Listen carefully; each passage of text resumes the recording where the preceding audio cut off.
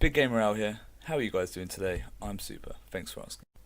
So, welcome back guys to another episode of Raiders of the Worst Game. It's been a while since I put one of these out and I wanted to apologise for that. But today I've got a real doozy for you guys. So, I was on Metacritic and I see a game, PlayStation 4, Yasai Ninja. It's got a 23 out of 100. So that's like a 2.3 out of 10. Looks terrible. I haven't played a terrible PS4 game for a few weeks, so I thought I'd jump straight in. First things first, as always, we're just going to look at a few of the reviews for the game. So Game Rant, and we've got this covered, both gave it a 3 out of 10 or a 30 out of 100. And they said things such as, the camera is awful, casting vegetables as heroes can't save this from being outright broken, bad programming. Brash Games went on to say, I hated this game, it's probably the worst game I've played this year, gave it a 2 or a 20 out of 100. And Push Square actually gave it just 1. Or, a 10 out of 100, and said, it's like any good ninja, it shouldn't be seen or heard. So, after having a few laughs and reading these reviews, I thought I'd check the game out. So, the gameplay footage is up there for you guys to see right now. The story is pretty bad. There's not a lot of agency for these characters. They're both disgraced samurai. One's an onion, one's a piece of broccoli. The kind of cel-shaded art style and the funny nature of the characters make you think there's going to be humour in the game. There's really not a lot of humour in the game. The story is bad.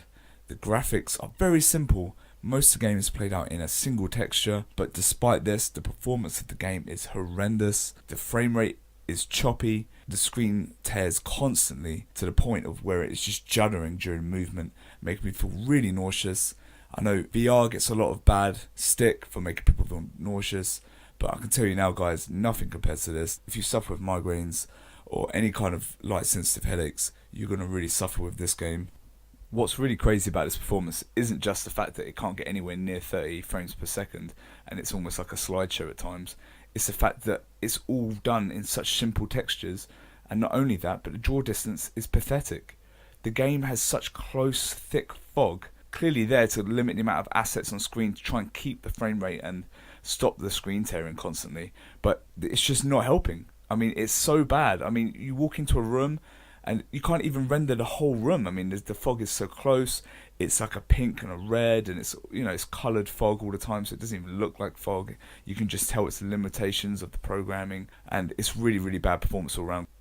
So the game looks bad, it doesn't have a great story, and it performs terribly. But what about the gameplay? If the gameplay is good, gameplay is king, and this is not going to be a terrible game.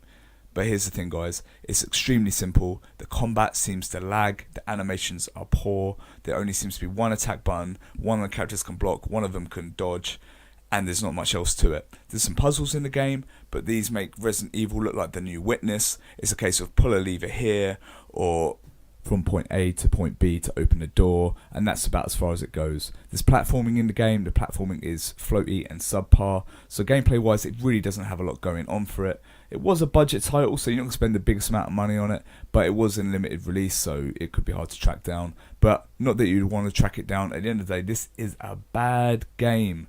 This should be avoided at all costs. I can understand why people are calling this the worst PS4 game of the year. It made me feel really nauseous. It gave me no feedback in combat. There's no real connection to the characters. I had basically zero fun with this game at the end of the day. And I can easily say this is probably the worst PS4 game I played this year, and it's one of the worst games of the year. I'm actually going to give this game a 1.5 out of 10. I know that's really, really harsh. It is lower than some of the other Metacritic scores. But for me, it's the performance. If a game makes me feel sick, if I can't play a game physically comfortably, I can't really give it much higher a score. There is a small level of competence in the way the game is drawn in the cel-shaded graphics, and I like the fact that they're vegetables. That's about as far as it goes. Avoid this game, guys. I've got to get out of here because I think I'm going to be sick of my toilet. If you want me to continue to play the worst games imaginable, feel free to like, comment, subscribe, and I'll keep bringing you the content.